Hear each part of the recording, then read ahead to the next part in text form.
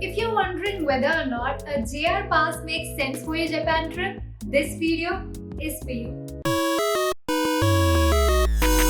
Hey everyone, my name is Prashasti. Welcome back to my channel. So in today's video, I'll be talking about everything you need to know about the JR pass and also share some useful tips that will help you save the moonlight. So Japan Rail Pass, also known as JR Pass, is a national rail pass which provides the overseas travelers unlimited travel via the JR lines for a certain time period at budget-friendly prices. In order to be eligible to buy a JR pass, you either need to be a foreign traveler visiting Japan with a temporary visitor visa, or you must be a Japanese national with a permanent residency outside Japan. You can use the JR pass to travel all the major cities and almost anywhere in Japan except the Okinawa island where there are no trains at all, and the Mie prefecture, which is mostly dominated by the private trains.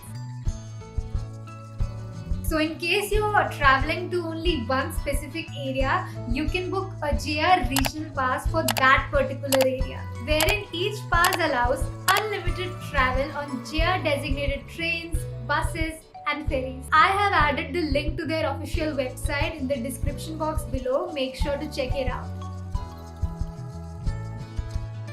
Depending on your duration of stay in Japan and the places you wish to visit, passes are available for 7, 14 and 21 days. And you can also choose between a standard and a green pass. If you're interested in luxury travel, then of course you should go for the green class, which costs 30% more than the standard class. I personally think that there's no need to pay extra cash for the green pass in order to travel first class, as the standard class in itself is super comfortable with plenty of legroom, tables and power points. Additionally, in the standard class, you can just travel in unreserved seats without making any seat reservation. And there's a lot more flexibility of boarding a train directly without going to the ticket office, something which is not possible in the case of the green pass. So the only time it might be worth it to invest in a green pass would be during the holiday season, such as the Golden Week, starting from late April to early May, when the standard class trains are busy. This is the cost breakdown of the standard JR pass in Japanese yen.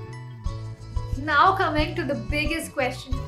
Is the JR pass worth it or not? Let me explain you with a simple example here. Suppose your itinerary includes a round trip between Tokyo and Kyoto within 7 days. So in that case, it's no brainer that you should definitely go for a JR pass. As you can see here, the total train expense for each individual ticket is 35,840 yen. Now let's compare that to the cost of a regular 7 days JR pass, that is 30,637 yen, which shows that you'll be saving 5,203 yen. While this figure doesn't look much, but if you plan to go on day trips to some other cities from your main stop, like Kamakura and Yokohama from Tokyo, or Kyoto from Osaka, or Himeji from Kyoto, then your savings will likely be higher.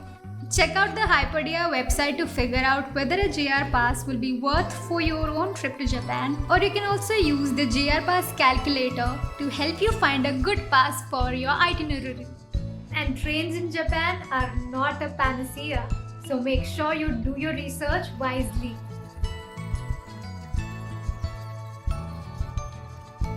The main reason to buy a JR pass is Shinkansen, the bullet train in Japan with which you can travel from the northernmost prefecture Hokkaido to Kagoshima in south, and also some major cities falling in between such as Kyoto, Osaka and Kanazawa. The JR pass is valid on all the JR trains except the trains operated by the private companies, which includes the Nozomi Shinkansen and the Mizuho Shinkansen.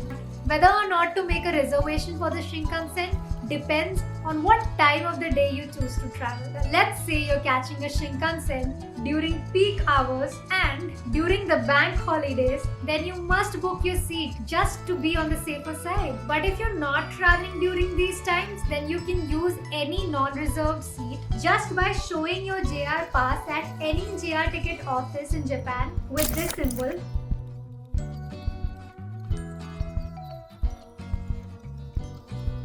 The easiest way to buy a JR pass is online from the official website, because the overall purchase process is pretty simple and straightforward. You can find the link to their official website in the description box below. They ship the exchange order worldwide via the FedEx International Priority, and the order usually arrives within a week's time.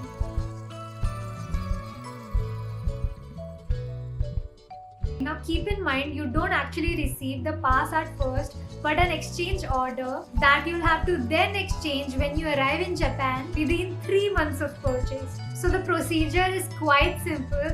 In order to activate your JR Pass, you can just walk into a Japan Rail Pass exchange office in any of the JR stations found all over Japan.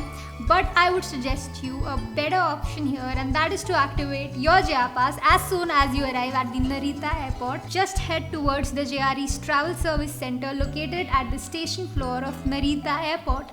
This way you can actually save the fare of 3,000 yen on the Narita Express train that you would need to board in order to get you into the Tokyo station from the Narita airport. You just have to fill in a short form, show your passport, and exchange your voucher in order to get the actual JR pass inside Japan.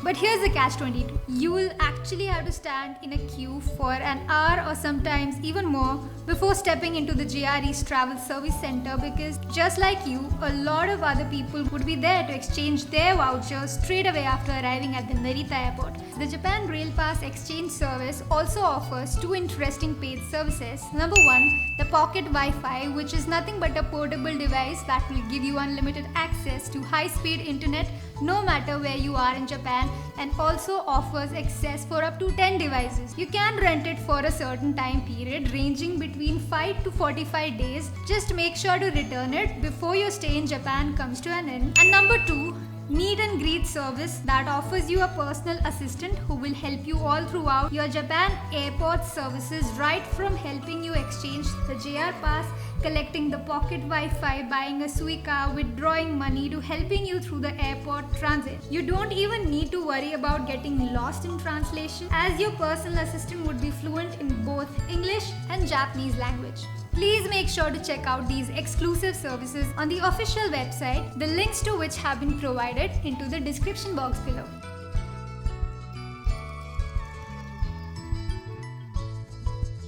Now, since a JR pass is a simple paper pass and not an electronic card type pass, you cannot use it at the turnstiles, that is the automatic ticket gates, to access the train platform. So just walk past the office window, show your JR pass to the station staff, and they will let you through. So yeah, that was all for today. I really hope this video was useful to you, and if it was, make sure to give it a thumbs up.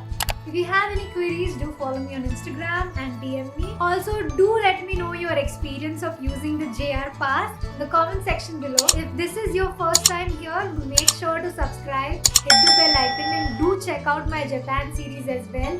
I'll see you next time. Mata ne!